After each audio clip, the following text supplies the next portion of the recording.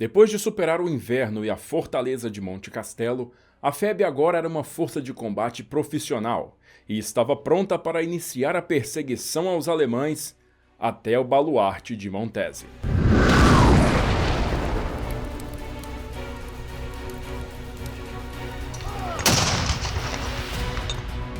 Tá sem ideia para um presente? Chegou a hora de você aproveitar porque a loja da Sala de Guerra está com seus combos. Uma combinação de camiseta e mais uma caneca tematizada com uma aeronave da Segunda Guerra Mundial. Tem o P-47 do Centapu, Messerschmitt, Spitfire, Zero e outros modelos. E tudo isso por um preço bem bacana para economizar. Confere lá em saladeguerra.com.br e boas compras. No dia seguinte à sua vitória sobre a fortaleza alemã de Monte Castelo, a Força Expedicionária Brasileira finalmente encontrou-se completa em solo italiano. A Divisão de Infantaria Expedicionária havia concluído seu desembarque em setembro de 1944, mas a FEB ainda incluía um depósito de pessoal de 10.000 homens como reserva. 2 escalões de transporte, cada um com 5.000 militares, haviam deixado o Rio de Janeiro em novembro de 1944 e fevereiro de 1945, e o 5º e último escalão da força desembarcou em Nápoles em 22 de fevereiro, sendo transportado para o acampamento do depósito em Staffoli. Dali sairiam milhares de soldados, enviados para a linha de frente para substituir os mortos, feridos, doentes e desaparecidos da FEB,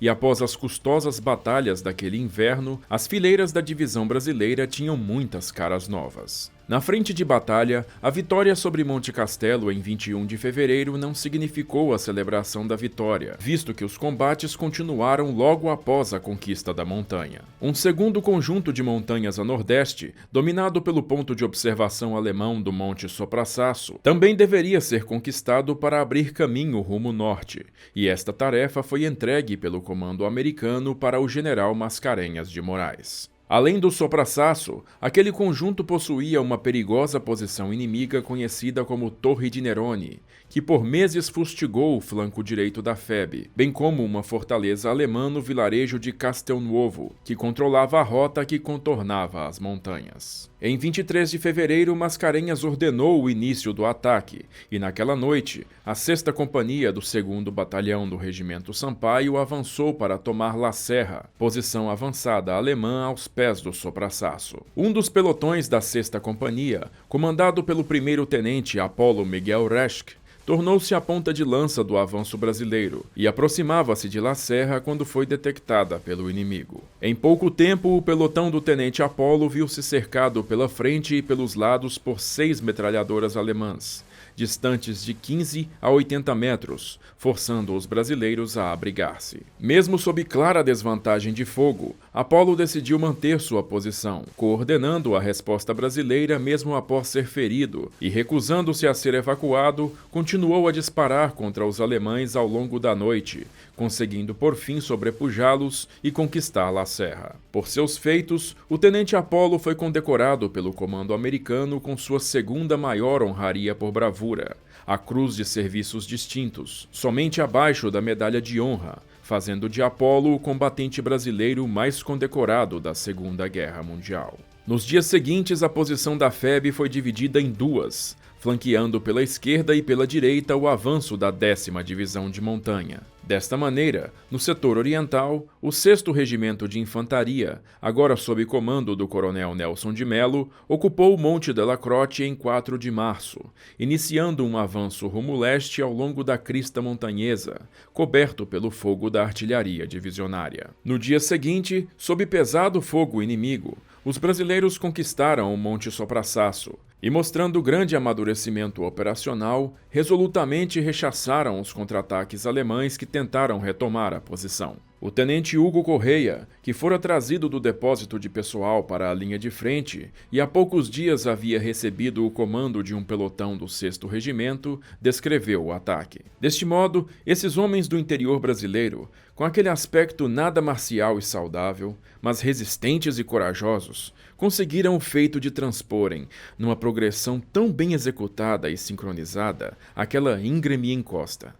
Percorrendo uma distância de 500 metros em poucos minutos, sincronizados com a barragem da nossa artilharia, retiraram os inimigos de suas casamatas, cavadas na encosta da elevação, surpreendendo-os e utilizando armas automáticas e fuzis, atirando para o interior desses abrigos, como se caçam animais intocados. Deles saíram os outrora soldados imbatíveis, acovardados, implorando para que não os matássemos. Enquanto o 1º e o 2º batalhões do 11º Regimento partiram para contornar a posição alemã nas montanhas, o 6º Regimento avançou contra Castelnuovo e, apesar da intensa reação da artilharia inimiga, conseguiu atingir a cidade às 19 horas naquela noite, concluindo a expulsão dos alemães na manhã seguinte.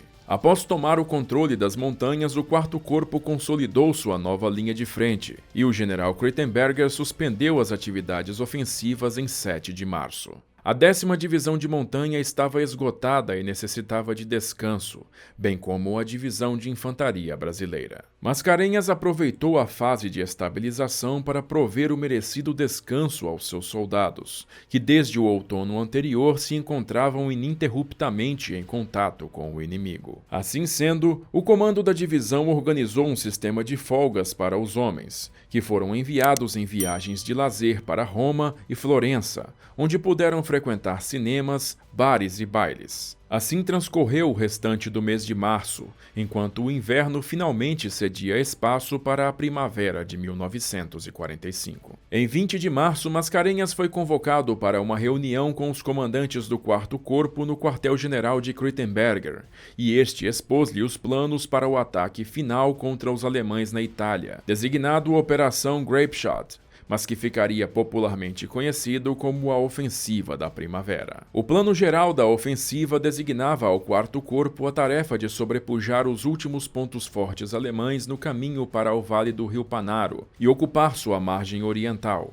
seguindo por ela para capturar Vignola, a chave para adentrar a planície do Vale do Rio Pó. O movimento ofensivo direto seria feito pela 10ª Divisão de Montanha e a 1ª Divisão Blindada, com a FEB avançando rumo norte para assegurar o flanco do ataque principal. Contudo, Mascarenhas solicitou uma ampliação a leste da zona de operações brasileira, aliviando assim os encargos da 10ª de Montanha. Krittenberger concordou com o general brasileiro e a frente da FEB passou a incluir a cidade de Montese, último grande reduto alemão naquelas montanhas.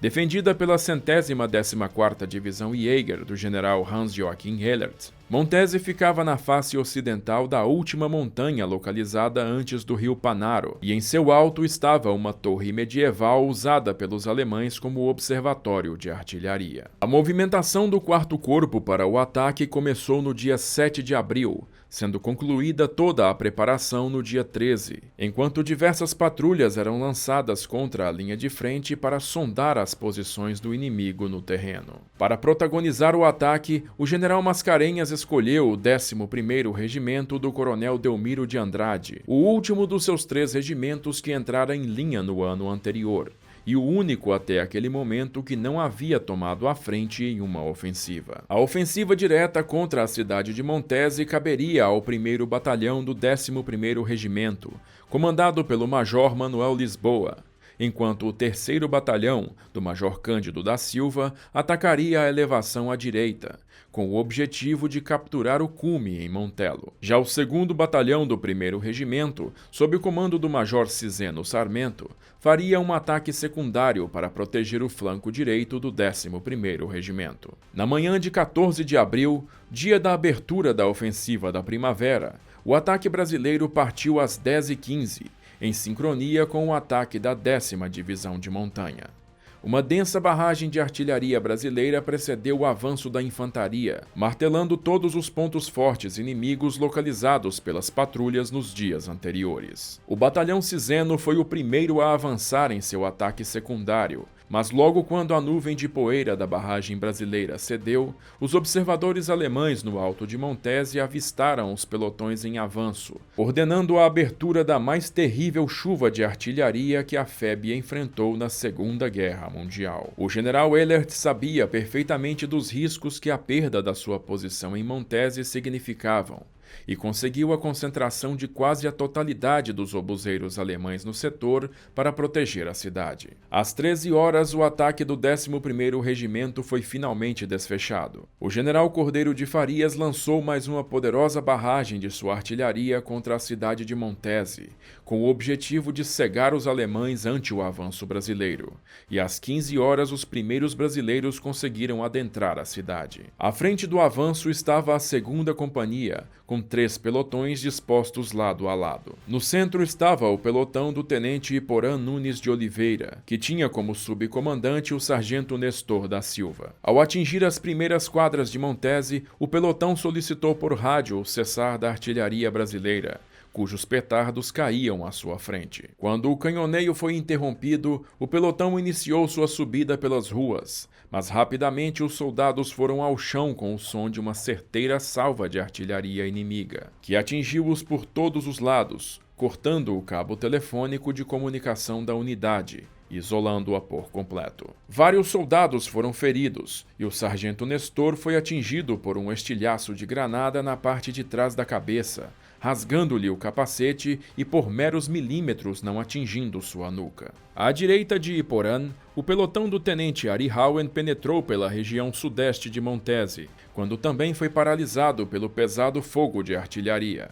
ao que se juntaram vários ninhos de metralhadoras alemãs. Os soldados se abrigaram e Howen foi à frente fazer um reconhecimento dos pontos de resistência adversária, quando foi subitamente atingido na cabeça por um projétil inimigo, morrendo em seguida. Sem qualquer comunicação com o restante da FEB, Iporã liderou um destemido ataque cidade acima, colocando pela primeira vez soldados brasileiros numa situação de combate urbano, limpando casa a casa o centro de Montese da presença inimiga. No fim daquela tarde, o próprio Iporã atingiu a torre da cidade, subindo por suas escadarias e atingindo o topo da construção, que havia momentos antes sido evacuada pelos alemães. Somente ao cair da noite, a comunicação com o pelotão Iporã foi restabelecida e o tenente descobriu que ainda se encontrava virtualmente isolado na cidade, visto que os alemães haviam resistido ao avanço do 3º Batalhão nos picos a leste, e o pelotão à sua direita continuava paralisado pelo fogo, sem liderança e sofrendo pesadas baixas. Confrontado com a tenebrosa situação, o general Mascarenhas tomou o telefone e ligou para o pelotão Iporã, que se encontrava abrigado do fogo inimigo numa igreja. Recorrendo a um raríssimo recurso na história do Exército Brasileiro, Mascarenhas chamou o sargento Nestor pelo fone e disse-lhe: "Sargento Nestor, acabo de assinar sua promoção de 2º sargento para 2º tenente. Honra estas estrelas, assim como honrou as suas divisas de sargento. Assuma imediatamente o comando do pelotão à sua direita e siga em frente. Boa sorte." Na manhã do dia seguinte, a artilharia brasileira reiniciou o fogo sobre Montelo e os picos montanhosos, permitindo o reinício do ataque do Major Cândido. O aspirante Francisco Mega, que comandava seu pelotão num ataque àquelas posições, foi atingido no tórax por uma rajada de metralhadora, ordenando o prosseguimento do avanço antes de falecer. Na cidade, os pelotões brasileiros, agora reforçados, prosseguiram no combate casa a casa, também avançando lentamente ao longo de todo o dia. A resistência alemã em Montese somente foi vencida no dia 16, e nas 48 horas seguintes os soldados brasileiros realizaram a limpeza de toda a área à frente na direção do Panaro. Como esperado, a resistência alemã naquele setor dos Apeninos entrou em colapso após a perda de Montese, e em 19 de abril a FEB atingiu o vale, ocupando sua margem oriental enquanto avançava rumo norte. Em 21 de abril, após serem atrasadas por numerosos campos minados e armadilhas deixados pelo inimigo, as vanguardas brasileiras ocuparam Zoca e, por fim, no final do dia seguinte, atingiram Vinhola, no sopé dos Apeninos, colocando a FEB finalmente no Vale do Pó. A partir dali, o objetivo do alto comando aliado era perseguir com máxima velocidade as divisões alemãs em fuga pela planície, antes que pudessem atingir os Alpes e escapar para a Alemanha. E naquele contexto, As ordens de Kruitenberger a Mascarenhas excluíam a FEB dessa perseguição rumo norte, designando à divisão brasileira a tarefa de cobrir o flanco do avanço americano rumando para noroeste, ao longo da estrada para Milão. Além disso, para acelerar sua capacidade móvel, o 4º Corpo havia requisitado os caminhões da infantaria da FEB, deixando a divisão perigosamente para trás. Mas informações de inteligência davam conta da presença de formações inimigas ainda presas na região costeira de La Spezia, e Mascarenhas decidiu impedir sua fuga. O general Cordeiro de Farias cedeu os caminhões da artilharia para o transporte dos infantes,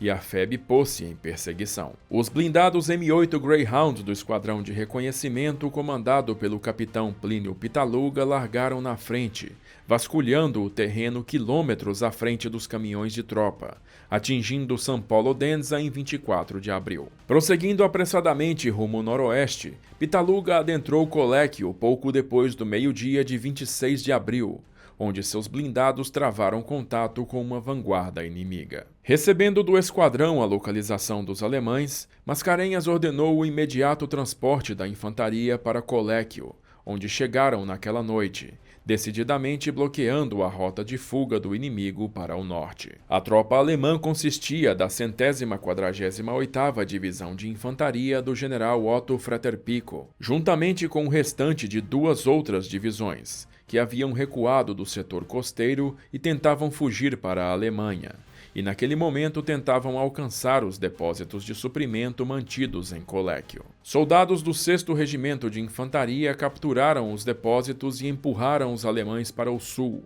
avançando até Gaiano no dia 28, onde foram bloqueados por uma linha de metralhadoras inimigas. Mascarenhas então ordenou o cerco da tropa alemã, já localizada na cidade de Fornovo de Taro. Após um ultimato brasileiro, emissários foram enviados pelo general Fraterpico para negociar a rendição de suas tropas, que ficou acertada para o dia seguinte. Assim sendo, no começo da tarde de 29 de abril, as primeiras unidades alemãs começaram a se entregar à força expedicionária, numa interminável fila que avançou pela madrugada, somente sendo concluída no dia 30, quando a FEB contabilizou a rendição de 15.000 soldados inimigos. O general Fraterpico foi o último a se entregar, na tarde daquele dia, e foi escoltado para a retaguarda pelo general Falconier da Cunha. Ao mesmo tempo, o alto comando do Eixo na Itália assinava as tratativas de rendição dos seus exércitos, e nesta última fase da campanha, patrulhas motorizadas da FEB se espalharam pelo noroeste italiano, chegando a Milão e Turim, atingindo por fim a fronteira francesa. As forças do Eixo na Itália depuseram armas em 2 de maio de 1945, encerrando de vez os combates naquele teatro de operações. Uma semana depois, a Alemanha assinaria sua rendição final, colocando um fim na Segunda Guerra Mundial na Europa. A divisão brasileira celebrou sua vitória com o orgulho do dever cumprido e com a certeza de que veria novamente sua terra, tão distante daquele agora destruído continente. A FEB passou a realizar tarefas de ocupação da região, e naqueles dias soldados brasileiros puderam conhecer diversas cidades turísticas do norte italiano e da França. No dia 4 de maio, o general Lucian Truscott ofereceu um almoço comemorativo aos comandantes de unidades do 5º Exército, e ao chegar ao local, Mascarenhas foi aplaudido e cumprimentado pela atuação brasileira na captura da divisão inimiga. Em 7 de maio, o comandante brasileiro encontrou-se com o general Mark Clark, que disse-lhe: "Para mim foi um privilégio estar associado aos brasileiros na campanha. A FEB cumpriu com precisão todas as missões que lhe foram confiadas. Não relaxou na perseguição e rendeu uma divisão inimiga completa. Foi um final magnífico de uma atuação magnífica." Concluindo seu período de ocupação no começo de junho, a divisão brasileira começou a ser transportada de volta para o Brasil, e o primeiro escalão de 5.000 soldados zarpou de Nápoles em 6 de julho, chegando ao Rio de Janeiro em 18 de julho, onde os soldados foram efusivamente recepcionados pela população, realizando um triunfante desfile pelas ruas da capital. Nos meses seguintes, o restante da divisão continuou a retornar ao país, e o terceiro escalão, a convite do governo português, desviou de sua rota e aportou em Lisboa em 3 de setembro, realizando um desfile pelas ruas da capital portuguesa. O último escalão de tropa da FEB chegou ao Rio de Janeiro em 3 de novembro de 1945, encerrando o capítulo da participação brasileira no maior conflito armado da história humana. Ao longo de 239 dias ininterruptos na linha de frente,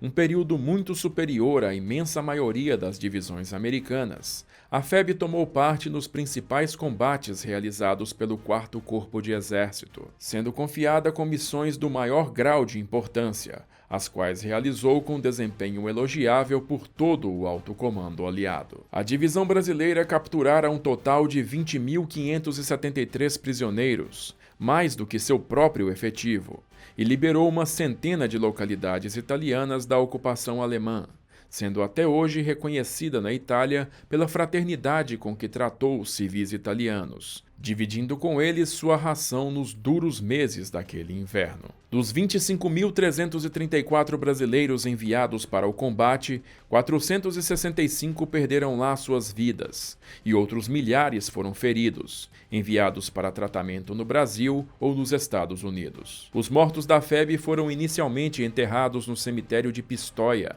na Itália, mas em 1960 foram trasladados para o Rio de Janeiro, onde hoje descansam no Monumento Nacional aos Mortos na Segunda Guerra Mundial. O legado da atuação da Força Expedicionária Brasileira é o da capacidade, da adaptação e da superação de obstáculos, que comprovaram ao restante do mundo, em seu momento mais dramático, o valor e a coragem de um país chamado Brasil. Gostou desse vídeo aí?